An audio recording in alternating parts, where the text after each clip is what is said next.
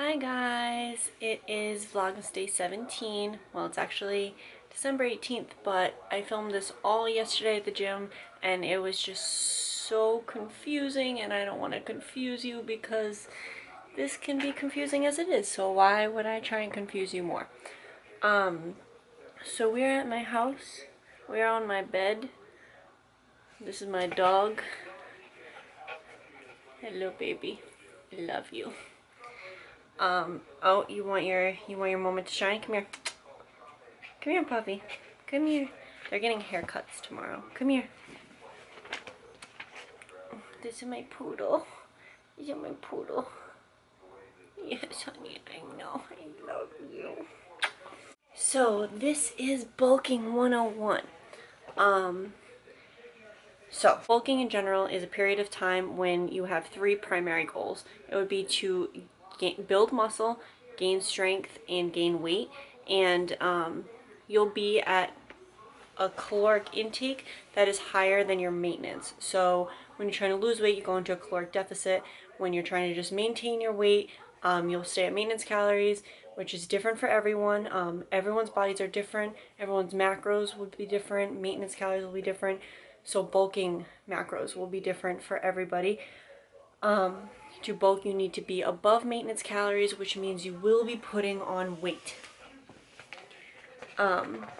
So that is pretty much what a bulk is.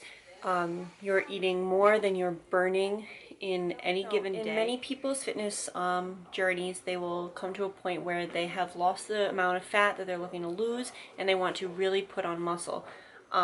Now, when you're in a deficit or at maintenance, you'll be building muscle. You'll be building the muscle that is being able to be more visible because you're cutting fat. So you are still building the muscles, but if you want to grow past that, you do need to go into a caloric excess, or it will not be possible. You can only get so big, so toned, so ripped, whatever you want to call it, at a deficit or at maintenance. So bulk is necessary to go that extra step.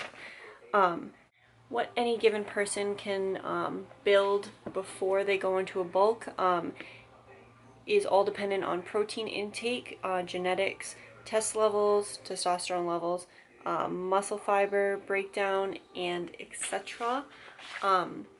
So there are a lot of factors that go into the amount of muscle you'll be able to build before you go into the bulk, but the majority of your muscle will be built in that caloric excess. So a lot of people will ask, when is the right time to bulk? And I believe the right time to bulk is when you're ready to put on more muscle, you're ready to take it to the next level. You're between around 10 to 15% body fat.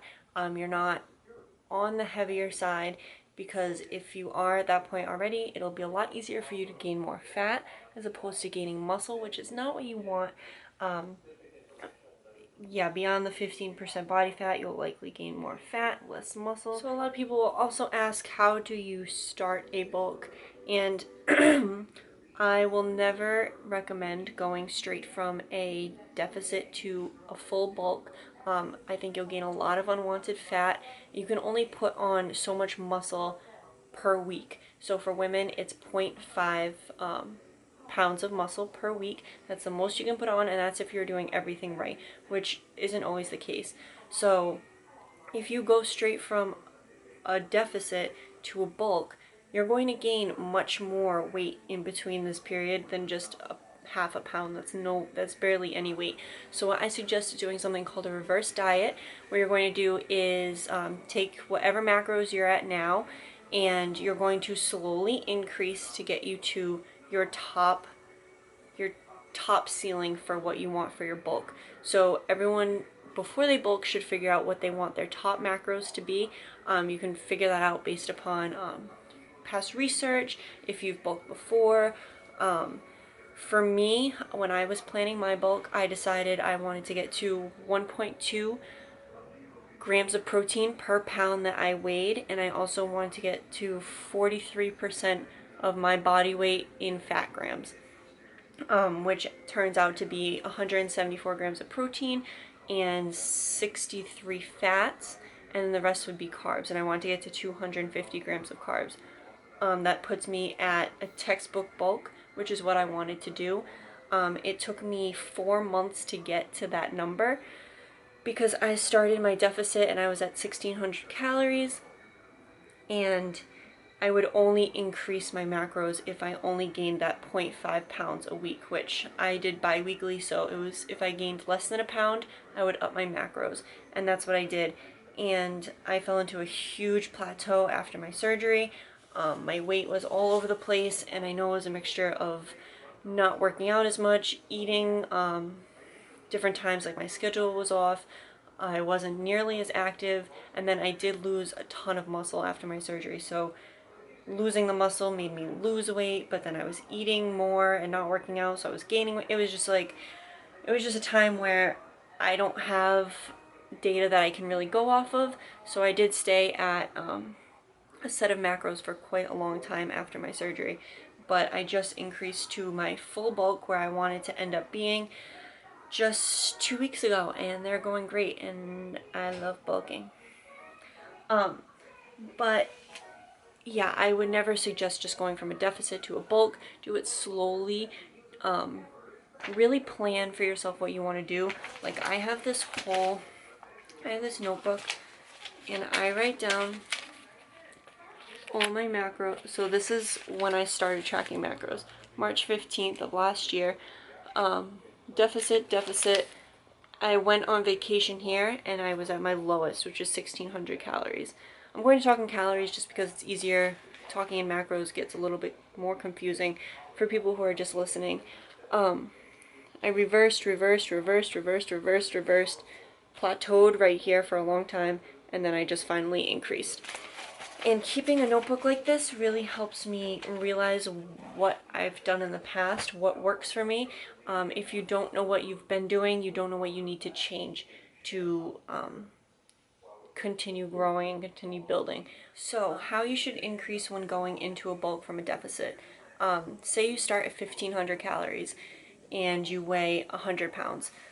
I would suggest weighing in every 2 weeks, choosing a day that is furthest from your cheat meal, when your body weight might be completely regulated, and weigh in the morning, before any meals, after you go to the bathroom, and track that weight every 2 weeks. So say in those 2 weeks after, you weigh 100.5 pounds. That means you gained only 0.5 pounds in 2 weeks.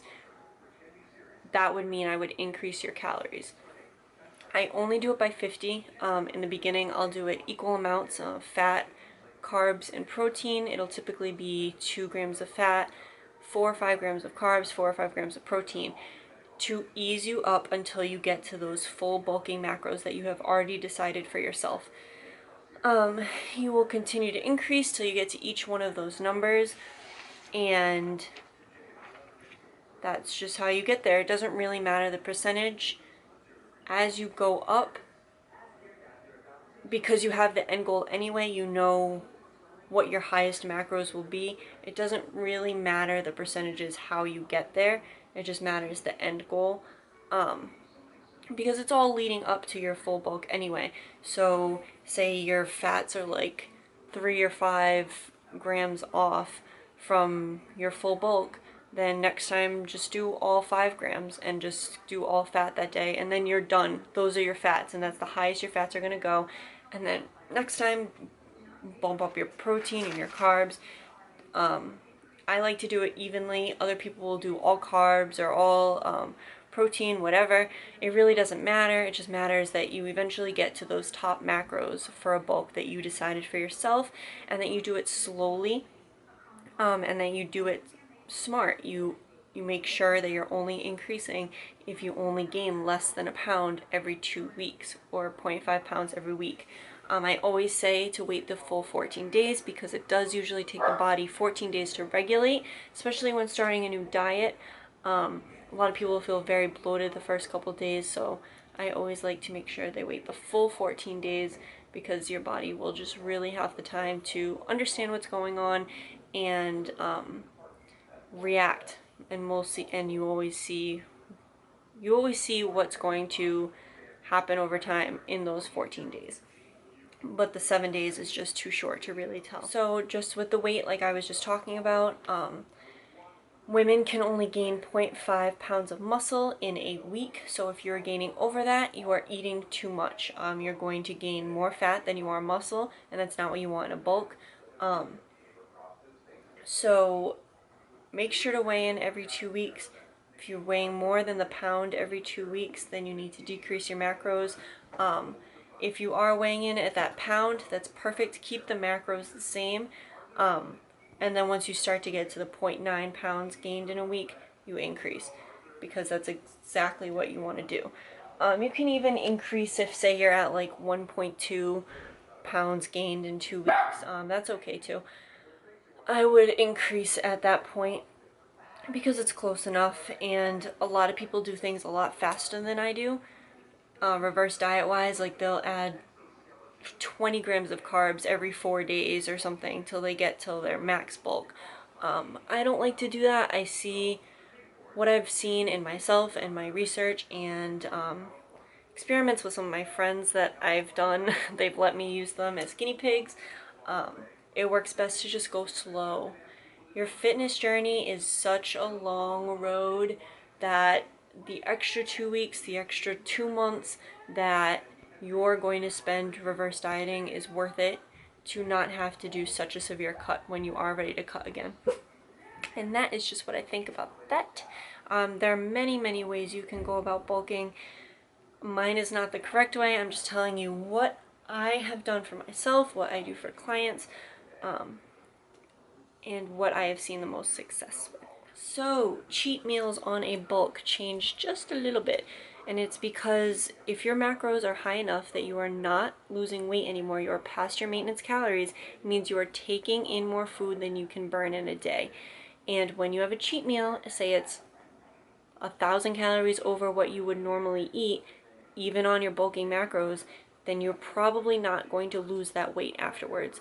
So you do need to be more careful with your cheat meals because you probably won't lose the weight. I did the 10,000 calorie challenge. It took me, I didn't lose that weight afterwards, and I knew that was going to happen. And that's okay. That was a decision I made, and I didn't hit 10,000 calories anyway, so it was only a couple pounds. But you don't end up losing the weight as easily because your macros are so high to begin with.